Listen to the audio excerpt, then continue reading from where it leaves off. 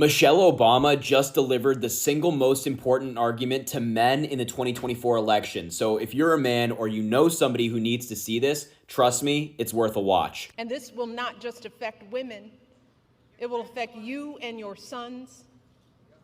The devastating consequences of teen pregnancy won't just be borne by young girls, but also by the young men who are the fathers.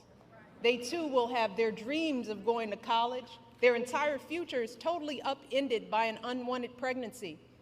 If you and your partner are expecting a child, you will be right by her side at the checkups, terrified if her blood pressure is too high, or if there's an issue with the placenta, or if the ultrasound shows that the embryo was implanted in the wrong place, and the doctors aren't sure that they can intervene to keep the woman you love safe. If your wife is shivering and bleeding on the operating room table during a routine delivery gone bad, her pressure dropping as she loses more and more blood, or some unforeseen infection spreads and her doctors aren't sure if they can act, you will be the one praying that it's not too late. You will be the one pleading for somebody, anybody, to do something. And then there is the tragic but very real possibility that in the worst case scenario, you just might be the one holding flowers at the funeral. You might be the one left to raise your children alone. See, these are just some of the ways women die during childbirth. And I don't want to be a downer, y'all. But in many cases, there is no warning and things go bad very quickly. And when it happens, every second of hesitation or delay can lead to devastating outcomes. So I am asking y'all from the core of my being to take our lives seriously. Please, do not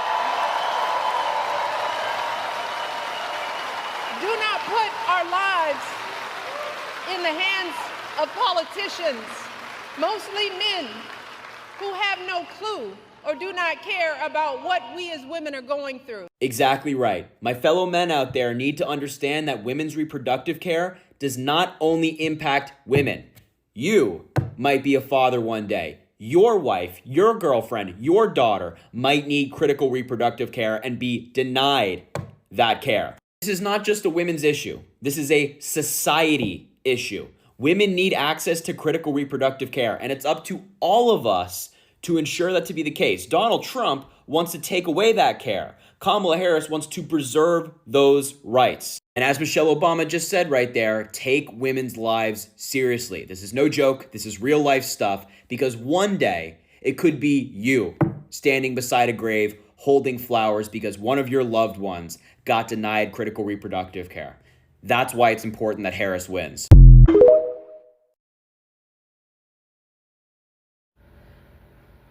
Well, Michelle Obama knocked that out.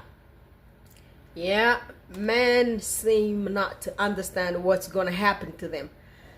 They're not understanding that women have complications during childbirth, during pregnancies, all those. They're going to learn the hard way because they refuse to educate themselves about what happens to women when they get pregnant or when there's any miscarriage, all those complications. If they do not want to understand, guess what? They're gonna be the ones holding the flowers to the burial sites. I mean, seriously. And look at this racist guy's statement right here. This really bothers me though. When people make some racial comments through weird comedy, this is not how the black comedians talk out here. They make some kind of jokes, but it's not joke to call people's areas some kind of to denigrate the homeland of some people in that way, calling a home of people an island, calling it a floating garbage. I mean, really? Is that something that we need to sit down there and clap for and be happy about it? This is super sad. This is how those racists always try to downplay their racism, their public racism. You know, we've heard comedians joke. We hear all those black comedians making big jokes out there, but you do not hear them saying this kind of stuff. This is unexcusable. It's uncalled for. This is not comedy. If this is what you call comedy, dude, you probably need to go learn from Eddie Griffin or something, because man, I'm telling you, you were just wrong. And thank God right now here, I'm really sure Trump's career is over. His presidency that he was running for, you know, the number of these Latino around here in this United States of America, there are the first immigrants who have big population in this country. So I can't wait to see the end of this elections in few more days around here. It's gonna be over with. The 5th is approximately in 4 or 5 days. No, it's today is 29th. So we got 30, 31st, 1st. So we got approximately 7 days. So yeah, I'm excited. Let's see the end of this nonsense. All these racists, they just came exposed to themselves. And this other guy here, this guy is a mental health clinician like me. I thought he was smart. This McGraw guy, what's his name? That guy there, the guy who used to sweep Oprah's floor, that stupid man calls himself a clinician, calls himself a psychologist. He's not no psychologist. That guy cannot be my colleague. He's a stupid man from wherever. A stupid racist, dumb, as he always has been. Right now here, Oprah, now you know who you were really hanging out with out there. Yep, you were hanging out with a bunch of racists. I wonder what that other doctor, wherever you call him, Oz, what is he doing?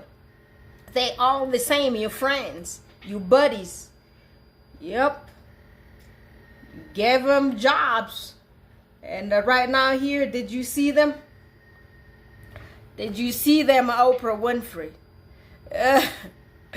Yeah, the dude is Dr. Phil. Y'all call him Dr. Phil. He's no doctor. He's a damn dumb racist. He doesn't even know the history of his own country. Damn. I had respect for that dude because, well, the job that we do out here with people. But, woof. Now I know exactly what he stands for. He is a racist. He is a racist, and the bad thing, he's a dumb one. And look at this guy's statement here about Tim Walz. He's like a Tim, might be time to change your tampons.